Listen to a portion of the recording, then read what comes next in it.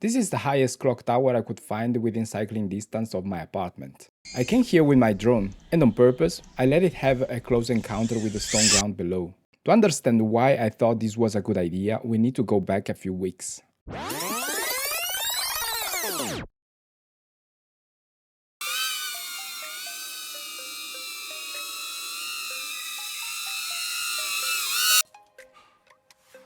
I designed and 3D printed a rubber drone. Then I took it to the playground and crushed it hard. Let's find out if it survived. Quick recap for anyone who missed the first video. I wanted to design a wood frame that was basically indestructible. Material of choice TPU for AMS from Bambu Labs. Lab test confirmed it was still relatively soft, and that's not great for a drone. So I borrowed the truss structure concept directly from the Eiffel Tower to compensate, keeping the weight low and the rigidity high. Did it work? It flew at home, which is, let's be honest, not exactly a stress test. So I own you a real-world version. 3 rounds, 3 scenarios that a 2-inch whoop actually faces in the wild. Indoor racing, playground freestyle, and finally a dive from the clock tower into concrete. Because at some point you stop calling it stress test and start calling it commitment.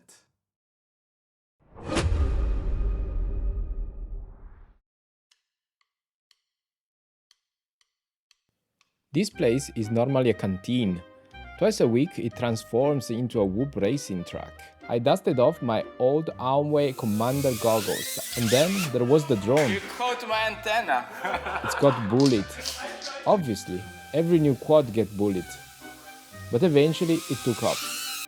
I had to wait a few days for race night to come around. Worth it. Brand new frame, fresh off the printer, showing up to its first real race night, surrounded by machines that have been flying together for years, which tells you everything you need to know about the people I work with and why I haven't quit yet. And here's the thing, it's the first time I'm flying these outside of my apartment. My fingers are rusty. My reactions are somewhere between amateur and what was that? And yet, God, it reaps. Smooth, fast, locked in. No tuning, zero. Just the default PID straight out of Betaflight, which if you know anything about Betaflight defaults should not be possible. The limits were entirely in my fingers. The drone had absolutely nothing to do with it. The choice of 2 inches was exactly right for this. It's on the large end for indoor. You feel the momentum in the turns. It doesn't float around like a 65mm whoop. But that's also what makes it feel like a real quad, not a toy, a quad. Outdoors, this thing is going to be even better. More speed, more authority, less of that I'm basically flying a large mosquito energy you get from smaller whoops. This thing has a lot more to say. My fingers just weren't ready to hear it. Crashes? Yes, of course crashes. But honestly, the crashes were not the point of the night. The point was this, spending an evening with people who share the same weird obsession. Talking about builds, comparing setups, someone always pulling out a new quad nobody's seen before. I forgot how much I missed that. Good people, good flight, fun night.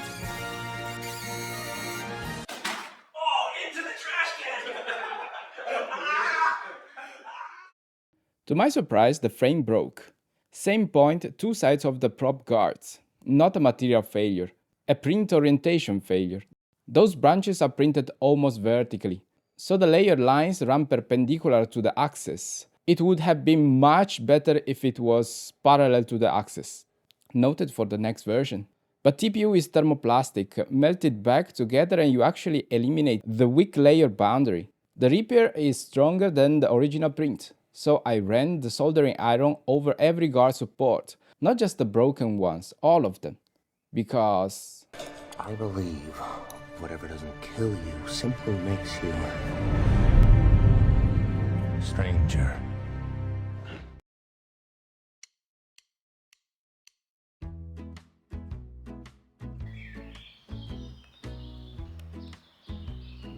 guards upgraded, same drone, new location.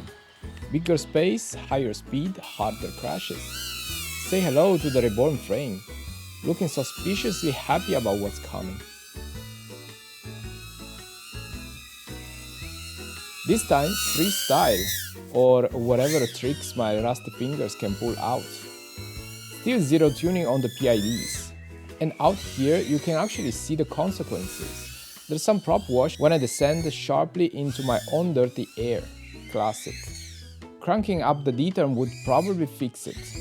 I didn't, we are doing this raw. First battery is mostly exploration. New build, new space, years since I last did freestyle outside. I gave myself permission to be slow. The first crash didn't take long to arrive, which was fine.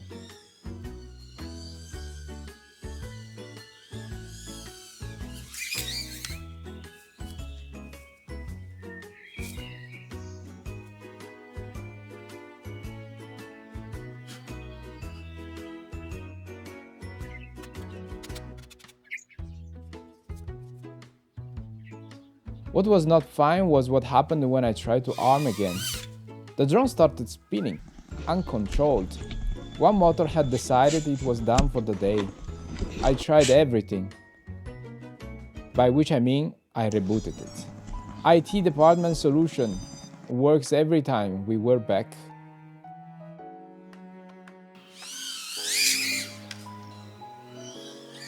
A few crashes later, and this one I felt immediately. The drone tumbled into a bush and disappeared. Gone, completely gone. I had to use the prop sound to find it.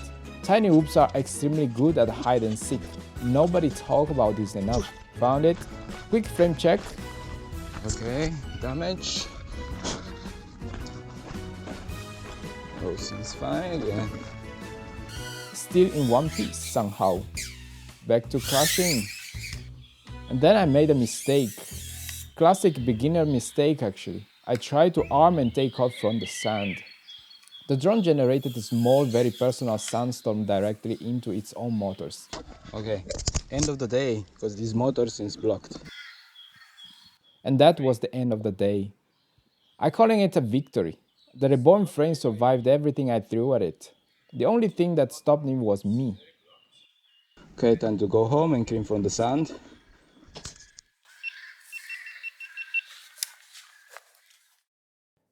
Back home, clean the dust, blow out the motors, check the frame.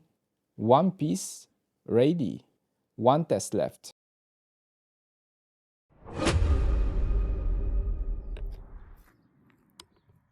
Okay, today we are going to take down the final boss of crashes. We are going to simulate what happens if you forget to pull out of a dive from above here. For what might be the last act in my drone's life, I wanted a location that was proper for the occasion. A church clock tower, obviously. I came here a while ago with other drones and I remembered it well. Always empty, always quiet. The kind of place where you can do crazy things and the only witness is the 200 years old bell. Perfect. Rocket launch. And I switch back to acro mode. I keep saying this, but first diving years, so before committing to anything permanent, I did few test dives just to calibrate, get the feel back, measure the gap between where I think the ground is and where the ground actually is. Also, I was standing directly below with a GoPro on my neck. You never feel ready for this. There's always a moment where you're hovering at the top and then just go.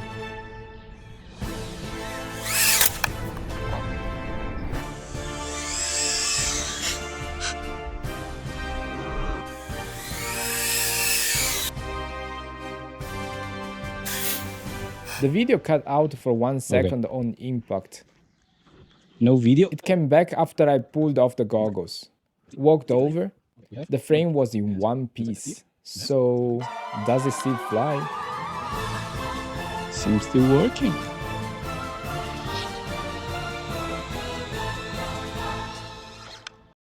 You probably noticed the video feed had some weird jello at the end.